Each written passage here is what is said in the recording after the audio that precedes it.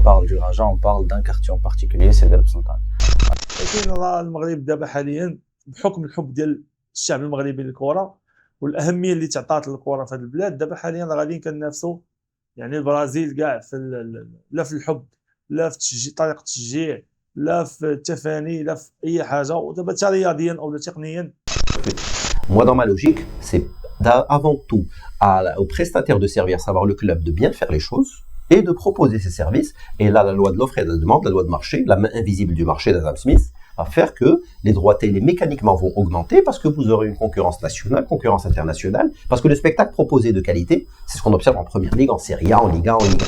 Donc on ira directement vers un Algérien. Créé en 1949 dans le quartier de Derb Sultan, le Raja est l'enfant des classes populaires, la voix des sans-voix, le miroir d'un Maroc social et d'une Afrique en mouvement. Dès l'origine, il s'est construit contre les conformismes. Un jeu offensif, une ferveur populaire, une esthétique verte et une philosophie que ses amoureux appellent la doctrine Raja.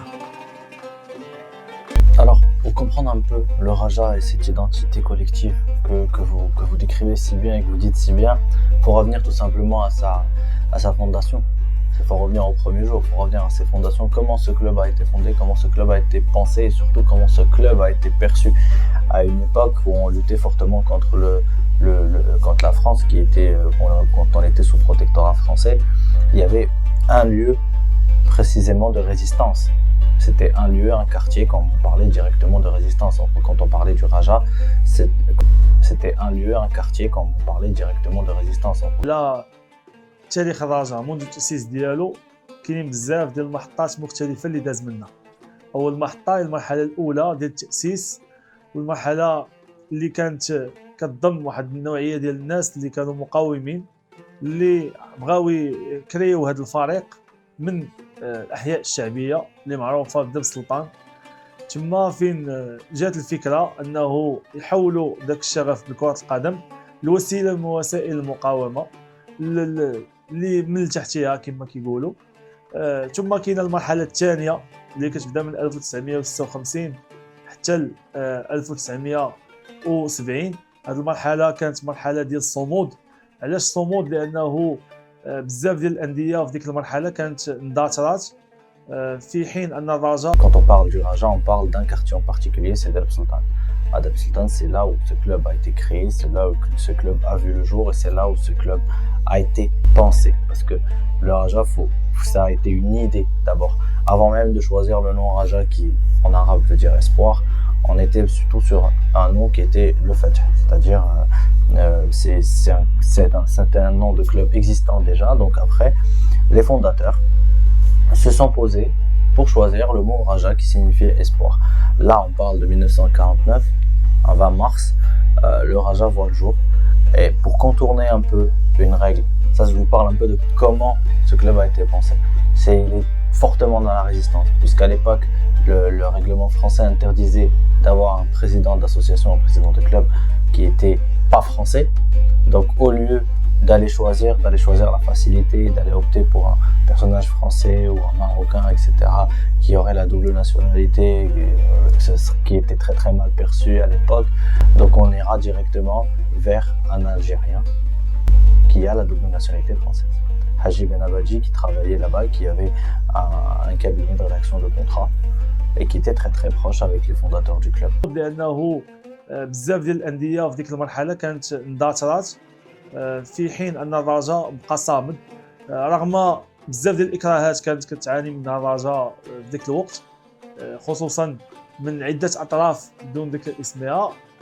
ونقدروا نذكروا واقعه شهيره ديال 1960 اللي الرجاء حققت فيها البطوله، ومع ذلك ما قدروش انهم زعما فارق الاهداف وبالنسبه للعامه والخاصه، ومع ذلك قرروا انهم يديروا بطوله ثلاثيه مع الفرق اللي كانت مناصفه في النقط في حيف وظلم ضد الرجاء، واللي الرجاء ما قبلتش هذه الطريقه هذه لانه الحق كان معنا.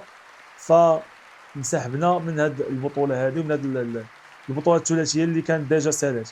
Alors quand on parle des fondateurs, on parle déjà des nationalistes syndicalistes reconnus comme Lachfoubi Bouazaoui, comme Hamid El-Ouattani, qui ont eu cette idée de contrer un peu le protectorat et faire un peu la résistance par le sport, on va dire.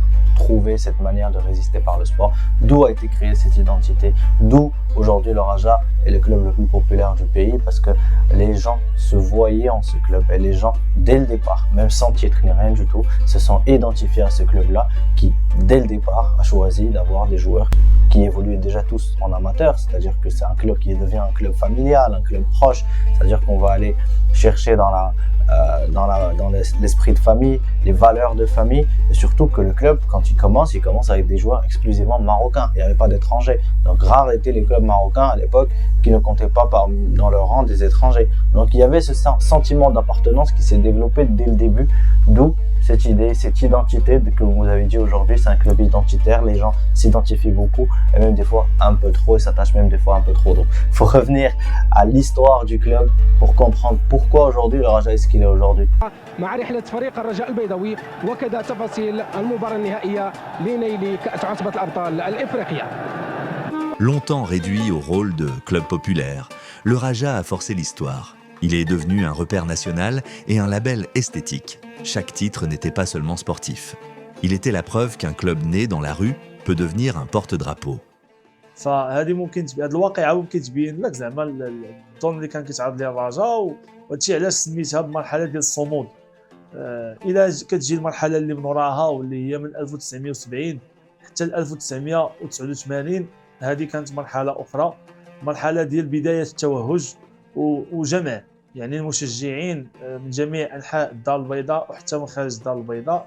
المرحله اللي بداو فيها بدات فيها الرجاء كتاخذ اولى الالقاب ديالها، سواء كؤوس العرش الثلاثه الاولى، سواء البطوله اللي بدات من 1989. ثم كندوزو للمرحله الكبرى ديال الرجاء اللي كتبدا من 1989 حتى 1999 او 2000 اللي نقدروا نعتبروها هاد السنوات او 12 سنه كانت هي الازهى في فترات الرجاء، اللي فيها تحققوا 3 ديال الالقاب ديال عصبه الابطال، ثم البطولات 6 ديال البطولات او 7 البطولات، ثم الافرو ازياتيك، ثم المشاركه العالميه الاولى. يعني هذه المرحله اللي كانت هي الازهى. ثم كندوزو للمرحله ديال بدايه الافول كما كنقولوا من 2001 حتى 2005. هنا الرجاء بعدات شويه، بدات كتبعد شويه بشويه. 2002 فينال ديال الشامبيونز ليغ، 2005 كان دومي فينال، ومن ثم الرجاء بدات كتغبر على الساحه الافريقيه. ثم نقدروا نعتبروا انه من 2005 الى يومنا هذا في 20 سنه الاخيره كانت متأرجحه بين صعود وهبوط. كنا كنكونوا ابطال مرات وكنا كنعانيو في بعض المواسم مرات اخرى، ولحدود اللحظه مازال كنعانيو من اننا نرجعوا للهويه ديالنا من جهه والصفه ديال بطل افريقيا. Un symbole continental avant international, je dirais sans doute la finale 99 contre l'Espérance de Tunis. Quand tu gagnes ce match dans ces conditions-là, où l'arbitre était contre toi, et tout le monde l'a vu, je pense que les images elles sont toujours là. Les commentateurs de Canal+ n'en revenaient pas des cartons rouges imaginaires, un scénario face déjà à une équipe qui est composée d'internationaux où certains avaient des salaires, un mois de salaire représentait le mois de salaire de toute l'équipe du Raja en face. On parle d'un Chokri Louahal à l'époque qui était pour moi un gardien légendaire, oui, mais qui touchait énormément d'argent, que des internationaux dans cette équipe de l'Espérance de Tunis. Donc c'était une équipe vraiment de riches, de pouvoir, contre cette équipe populaire encore une fois, d'Afrique qui cherche sa 3e couronne africaine, certes, mais c'était quand même une équipe, une génération de jeunes joueurs. Voilà, c'est des 17-18 ans qui l'ont ramené cette coupe, avec certains qui avaient 20, 29, 25, oui, mais il y avait un milieu de terrain où il y avait des joueurs de 17-18 ans encore.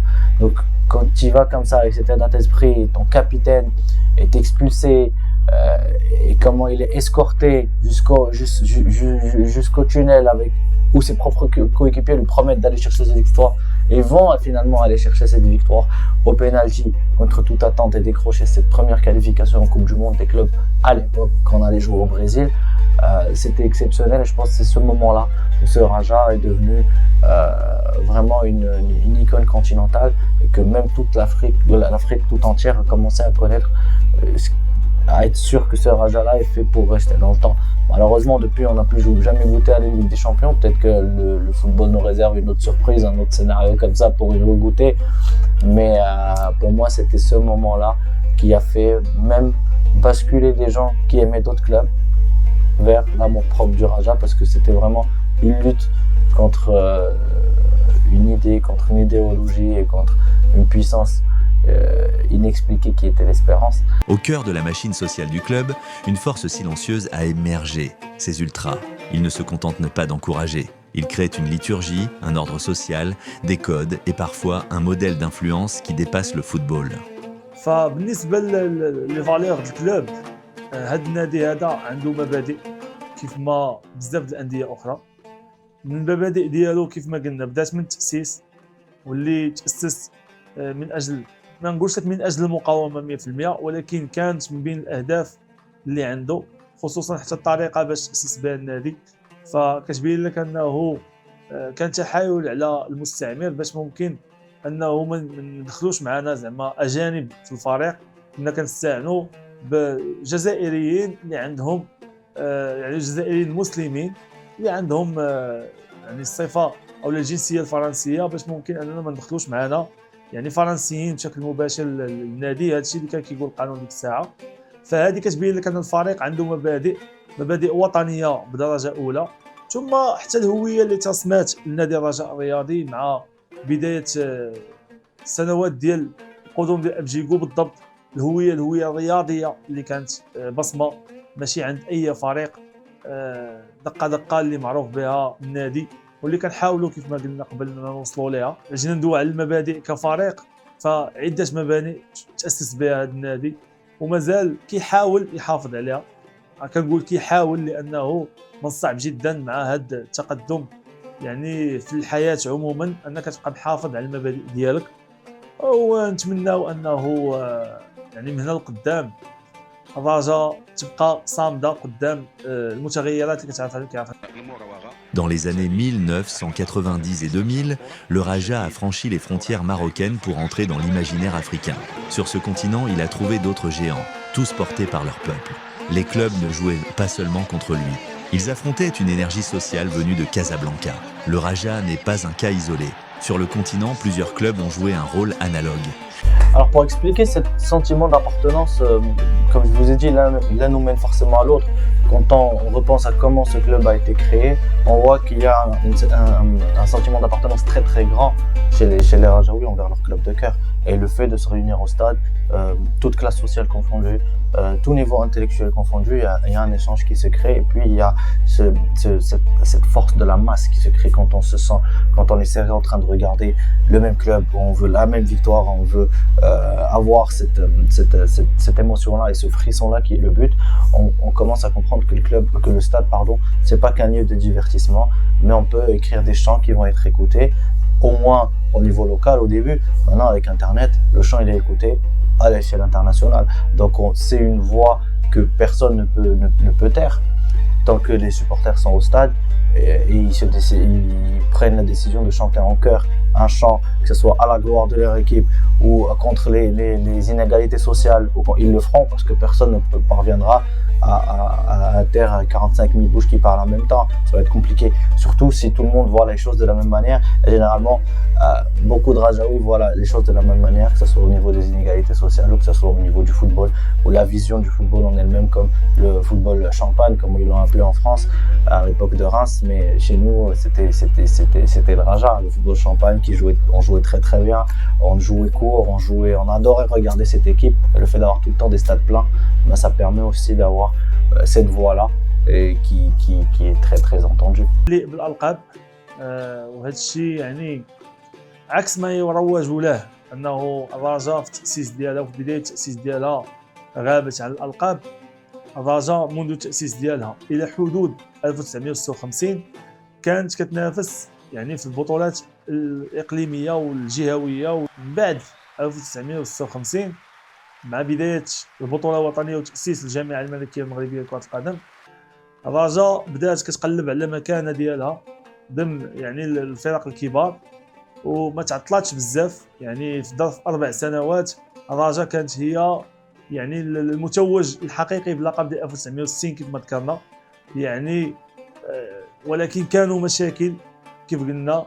الجامعه ما رضاتش انه الرجاء تاخذ البطوله رغم انه كنا متساويين في النقاط مع النادي قنيطره ومع الجيش الملكي، ولكن حنا لا في النسبه الخاصه ولا النسبه العامه ولا يعني المواجهات المباشره كنا حنا يعني اللي فايزين، وحنا اللي لينا زعما الاسبقيه. ورغم انه كاع الصحافه الوطنيه وحتى الفرنسيه اللي كانت مهتمه بالدوري المغربي خرجات بانه الرجاء هو لقب يعني فريق اللي دا اللقب ديال البطوله، وحتى الاحتفالات كانت في نادي الرجاء الرياضي.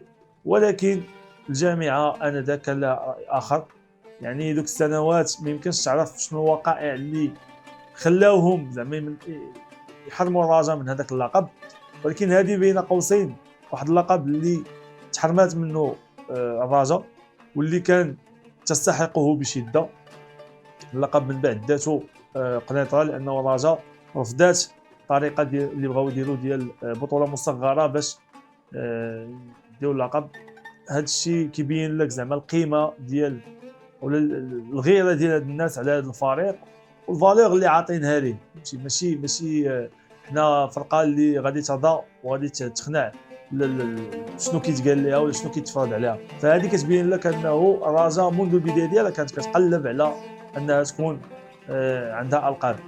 من بعد هاد السنه هذه طراو بزاف المشاكل في الرجاء، ولكن الحفاظ كان دائما على الهويه ديال النادي.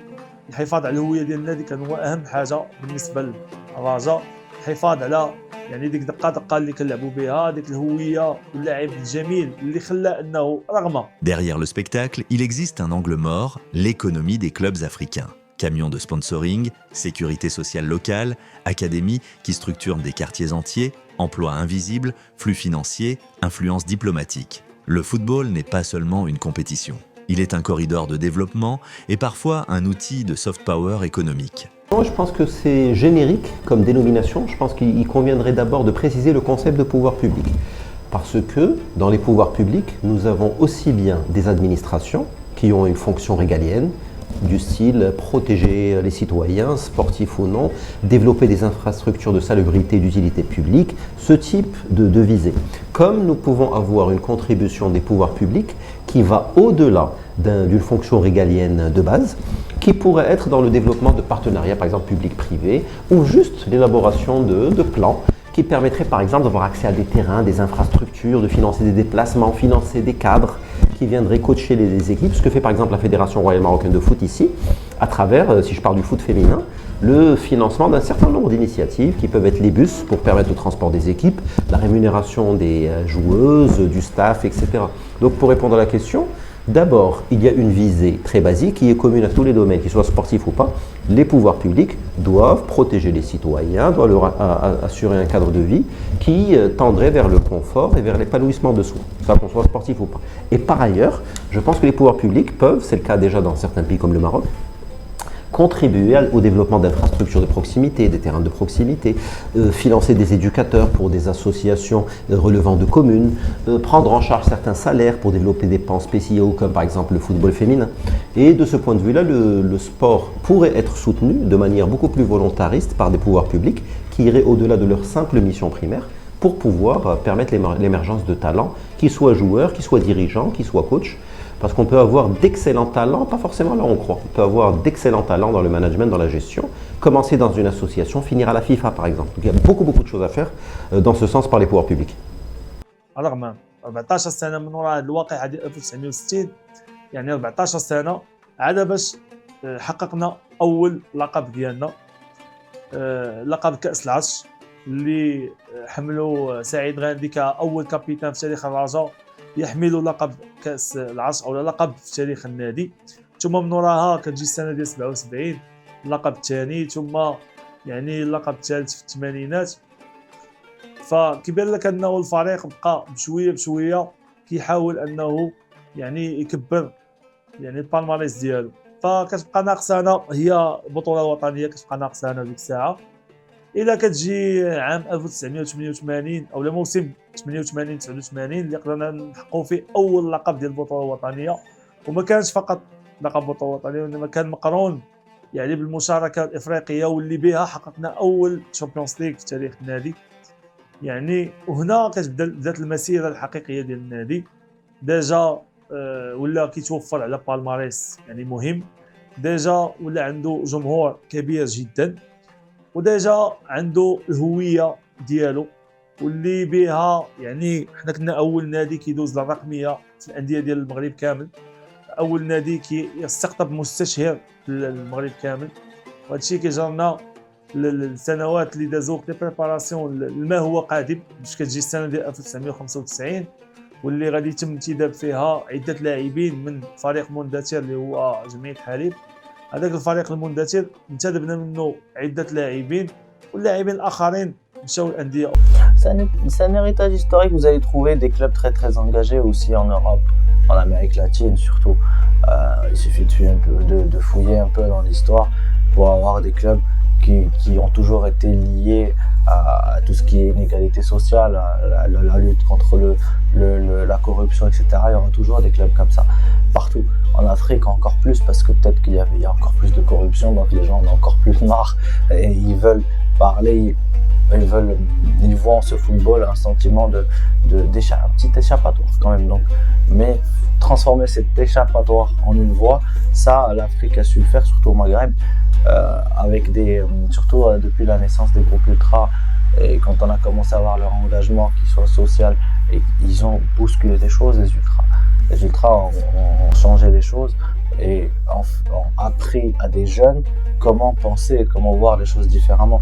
Certes, des fois on y voit de la violence, des fois on y voit que la façade, mais donner la parole à des jeunes en réunion, etc., prendre leurs idées, changer les idées, ça aussi ils y étaient pour beaucoup. Et surtout dans les champs qu'on connaît et que vous voulez citer,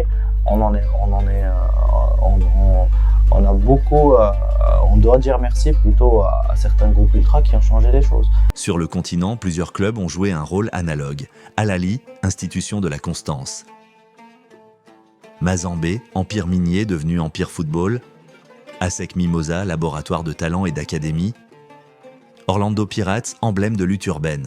Tous, à leur manière, ont façonné une doctrine. نقدروش نقارنوها بالبرازيل لانه كل بلد عنده الخصوصيات ديالو، ولكن نقدر نقول لك باللي المغاربه بالشوفه ديالهم لكره القدم وبالحب ديالهم لكره القدم يقدروا يتفوقوا على البرازيل يعني في اشياء مثل الحب ديال الفرق ديالها، الفهم ديال كره القدم، يعني التضحيه من اجل الفريق ديالك في كره القدم. كل بلد الخصوصيات ديالو، ولكن الحب يتفاوت من شخص الى اخر. كاينين المغاربه اللي كنعرفوهم ممكن كيضحيو اي شيء على قبل النادي ديالهم، كيف ما ممكن تلقى نفس الشيء في البرازيل. هي فقط كتبقى بروباغندا ديال الاعلام، كل واحد وكيفاش كيشوفها، كل واحد كيفاش كيقراها. البرازيل متفوقين علينا رياضيا لانهم قبل منا تكوين، قبل منا في يعني في الممارسه، اكثر منا في الممارسه. ولكن المغرب دابا حاليا بحكم الحب ديال الشعب المغربي للكره والاهميه اللي تعطات للكره في هذه البلاد، دابا حاليا غاديين كننافسوا يعني البرازيل كاع في لا في الحب، لا في طريقه التشجيع، لا في التفاني، لا في اي حاجه. ودابا حتى رياضيا او تقنيا المغرب راه كانت يعني في كاس العالم من ضمن الاربعه الكبار، والبرازيل ما Je l'ai pas beaucoup vu jouer, mais mon père me dirait que le meilleur gardien techniquement c'était Alain Guameni. Et quand Alain est là, le Raja, quand Alain était au top, le Raja était au top. Et quand après on joue pas avec énormément d'étrangers qui brillent plus que les locaux à travers l'histoire, parce qu'on a toujours compté sur les jeunes formés au club avant d'aller chercher. Mais pendant des phases, on a eu des fulgurances exceptionnelles. On a eu des Modibo Maïga qui sont passés comme une fulgurance 1 an ou 2 ans, mais qui marquent l'histoire en marquant un ciseau au derby. J'avais Moussa Souleymane qui était au-dessus techniquement, nigérian, il était exceptionnel techniquement de toute au-dessus de la Botola quasiment, mais il est entouré d'une génération dorée, donc il sort pas un peu du lot, comme on dirait. Et puis on a eu dans l'histoire récente un Ben Malongo qui vient du TP Mazembe, après une affaire gigantesque qui fait parler, il arrive, il s'impose petit à petit comme le meilleur étranger du championnat, marque dans un derby historique du 4. كمشجعين ديال كرة القدم في المغرب بطبيعة الحال عندنا ارتباط وجداني مع المنتخب المغربي، لأنه يمثلنا كمغاربة. بطبيعة الحال الإنجازات الأخيرة اللي دارت في هذا السياق فكتفرحنا كاملين، كتخلينا مفتخرين بهذا المنتخب وبهذا البلد ككل. بطبيعة الحال ملي كتوصل للدومي فينال ديال كأس العالم المنتخبات، أكبر منافسة كروية في العالم، وملي كتوصل كتحقق كأس العالم في اليو 20 ماشي شي حاجة اللي سهلة. وملي كتكون جميع الفئات السنية كتحاول أنك تحقق نتائج إيجابية، فهذا ما شيء يدعو للفخر، يدعو للانتماء، وكتحس بأنه زعما كاين واحد الارتباط بين داكشي اللي انت كتحس به من تجاه كرة القدم وبين داكشي اللي كيتحقق من طرف البلد ديالك أو المنتخب ديالك. Si les clubs sont puissants dans les cœurs, leur structuration économique reste fragile. Gouvernance, infrastructure, modèle de revenus, intégration continentale. Mais les lignes bougent.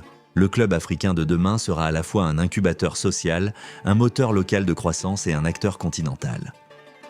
La thématique des difficultés financières est presque consubstantielle au sport africain en général, au football en particulier. Donc c'est absolument pas l'apanage d'un ou deux clubs. On pourrait généraliser à Casamem, à Rabat, à Tanger, à Stade, à Agadir, dans beaucoup de régions, il y a des difficultés, pour certains très importantes, pour d'autres moyennement importantes, pour d'autres faibles, mais les difficultés existent. Alors pour répondre à la question, je pense qu'il faut se positionner d'un point de vue déjà purement macroéconomique sur le business model d'un club. Quelles sont les rentrées d'un club ? Elles sont de divers types. Il y a tout ce qui a trait à la billetterie. Des gens viennent voir un match de foot parce que les joueurs sont bons, le spectacle proposé est bon, ou bien parce qu'il y a une affiliation culturelle ou autre à un club qui fait que des gens vont remplir un stade de 5 000, de 12 000, de 50 000 places. Vous avez aussi les produits dérivés. Merchandising, vente d'écharpes, de maillots, de t-shirts, etc. Vous avez les droits télé qui vont faire que ce soit sur le digital ou sur les canaux hertziens classiques, vous avez des retransmissions qui vont générer du flux et qui peuvent être monétisées dans le cas du streaming par exemple. Vous avez aussi des choses qui sont censées être non récurrentes comme les transferts de joueurs. Pour certains clubs qui ont l'ADN de la cession de joueurs, c'est du trading récurrent. Par exemple, vous avez un club comme l'UTS au Maroc, l'Union Sportive de Touarega, ou l'Union Touarega Sport, qui est un modèle en termes de formation, post-formation de joueurs et session. À la dernière Coupe du Monde U20, vous avez des stars, maintenant c'est des stars, capitaine de l'équipe nationale, Hamza Sadr, vous avez Fouad Zehouani, l'arrière-gauche, vous avez Zabiri, le deuxième meilleur joueur du monde lors de cette compétition, qui tous, Mouad Bha qui joue au Raja maintenant, Zouhzour qui participe au phare avant de partir tenter une expérience à l'étranger, et on pourrait en citer 45 des comme ça. Donc vous avez des clubs comme Touarega qui se sont fait une spécialité dans l'attractivité de jeunes, post-formation, c'est-à-dire sortis d'une académie comme l'Académie Mohamed VI, les post-formés pour pouvoir soit disposer de leur service, qui a permis au club d'être 4e de Botola, de disputer une compétition africaine, même si l'aventure fut de courte durée, et également de vendre des joueurs, de vendre les contrats de joueurs, parce qu'on ne vend pas des personnes bien entendu, on vend des actifs incorporels qui sont les contrats des joueurs. Et donc, si on devait prendre ces différentes thématiques, si vous avez des clubs qui ne disposent pas de leur stade, des stades qui peuvent être plus ou moins bloqués parfois, donc des travaux de réfection ou autre, parce qu'ils n'appartiennent pas au club, ça va mécaniquement obérer les perspectives de billetterie. Un club, dans une grande ville africaine, ne peut pas nécessairement se projeter en disant « j'accueille 15 matchs de championnat cette année, j'accueille 5 matchs de n'importe quoi de Coupe d'Afrique / Coupe du Trône, j'ai une vingtaine de matchs, la recette moyenne de 1 million de dirhams, je peux tabler en début d'exercice sur 20 millions de dirhams. » Ça, en théorie, c'est très beau, mais si le stade devait être indisponible, s'il devait être mis à disposition pour une compétition continentale, de toute manière, ces stades n'appartiennent généralement pas au club, surtout au Maroc, à de très très rares exceptions près, exceptionnelles, et de ce fait, les clubs sont tributaires de la disponibilité des stades, ça d'un côté. En termes de produits dérivés, je pense que les clubs ont beaucoup à apprendre et beaucoup à faire parce que vous avez beaucoup de franges de supporters qui sont excellemment outillés pour commercialiser leurs produits dérivés, ce qui n'est pas le cas de clubs. Dans pas mal de clubs marocains qui ont une large base de supporters, vous trouverez les supporters habillés non pas aux couleurs du club, c'est-à-dire aux couleurs du store du club, mais aux couleurs d'une frange de supporters. Et tout ça, c'est du chiffre d'affaires qui échappe au club, parce que le club, à l'international, quand le Barça vend des produits dérivés, c'est le Barça. Quand le Real vend des produits dérivés, c'est le Real. Quand Arsenal vend, on ne va pas faire tous les clubs. Le PSG vend, c'est sur le PSG Store, etc. Les clubs tendent à se structurer, certains clubs avec des stores, avec des ventes en ligne, mais je pense qu'on est encore au balbutiement. Il faut développer nettement plus ces thématiques parce que c'est du vrai chiffre d'affaires qui est. Au niveau de la retransmission télé, c'est le sujet de l'œuf et de la poule. Si vous voulez des bonnes recettes télévisuelles, il faut proposer un spectacle de qualité. Pour proposer un spectacle de qualité, il faut attirer des joueurs et donc il faut payer cher. Et donc l'œuf et la poule, c'est qui met l'argent en premier? Est-ce que c'est le club pour attirer des bons joueurs, pour proposer un spectacle de grande qualité qui va attirer aussi bien les retransmissions que autres? Ou bien vous allez avoir des télés qui vont dire on va vous donner de l'argent pour que vous puissiez recruter. Moi, dans ma logique, c'est avant tout aux prestataires de services, à savoir le club, de bien faire les choses et de proposer ses services. Et là, la loi de l'offre et de la demande, la loi de marché, la main invisible du marché d'Adam Smith, va faire que les droits télé mécaniquement vont augmenter parce que vous aurez une concurrence nationale, concurrence internationale, parce que le spectacle proposé de qualité, c'est ce qu'on observe en Première Ligue, en Serie A, en Ligue 1, en Ligue 1. Et bien entendu, la mère aussi de toutes les sources de financement qu'on a évoquées en filigrane mais qu'on va évoquer plus frontalement, qui est le sponsoring. Bien sûr, quand vous mettez un sponsor sur un maillot, tout ceci ramène de l'argent, que ce soit en URR ou bien en nature parfois, à un club. On en revient enfin au trading des joueurs. Pour pouvoir vendre un joueur, il faut acheter des joueurs ou bien former des joueurs qui soient attractifs. Pour qu'ils soient attractifs, le mot-clé ici, c'est l'âge. Parce que dans le monde du foot, vous avez un potentiel qui est proportionnel à l'âge du joueur. Ou je dirais même inversement proportionnel. Un joueur de 18 ans vaudra certainement plus à niveau égal qu'un joueur de 25 ans, qui vaudra plus qu'un joueur de 35 ans. C'est une question d'espérance de vie sportive. Et donc, dans cette configuration, vous avez forcément, si vous n'êtes pas inspiré au moment de l'achat de joueurs, d'acquisition des contrats, si vous ne formez pas comme vous devriez former avec de la vraie compétitivité, avec des vrais championnats, il va être extrêmement difficile par la suite d'être bon sur le trading. C'est là qu'un club comme Touarega, que j'ai cité, qui pour moi fait office de très bon exemple, a pu se distinguer. Un club comme l'AS FAR, qui a placé Reda Slim en Égypte, qui a placé Hatim Sawabi en Belgique, qui a placé Zouhzouh, qui venait de l'UTS, qui l'a placé dans les pays du Golfe, qui a placé Hamza Igamen, qui est en train de crever l'écran à Lille, mais avant il était au Glasgow Rangers. C'est ce type de club qui forme ce type de joueurs qui vont jouer à l'international. C'est une fierté pour tous les Marocains. Et donc, pour récapituler, les recettes sont très connues. C'est sponsoring, droit télé, billetterie, produits dérivés, trading de joueurs. Sur ces 5 dimensions, les clubs doivent se structurer davantage pour proposer mieux. Sinon, on va se retrouver avec certaines bulles spéculatives. Juste transférer des joueurs, parce qu'on ne forme pas suffisamment, parce qu'on n'est pas suffisamment outillé. Les rentrées seraient inférieures parce que le spectacle ne serait pas au niveau des fonds déversés. Et vous pouvez avoir des clubs, sans citer de nom, qui sont structurellement déficitaires, qui savent qu'en début d'exercice, ils seront déficitaires, voire qu'ils seront davantage déficitaires s'il devait y avoir des imprévus. Comme faire... Le Raja est né dans la rue, mais il a grandi dans l'Afrique. Son histoire est une thèse vivante. Aucun club n'est trop petit quand il a un peuple, une idée et une doctrine. En Afrique, le football est une présence, pas un divertissement. Et parfois,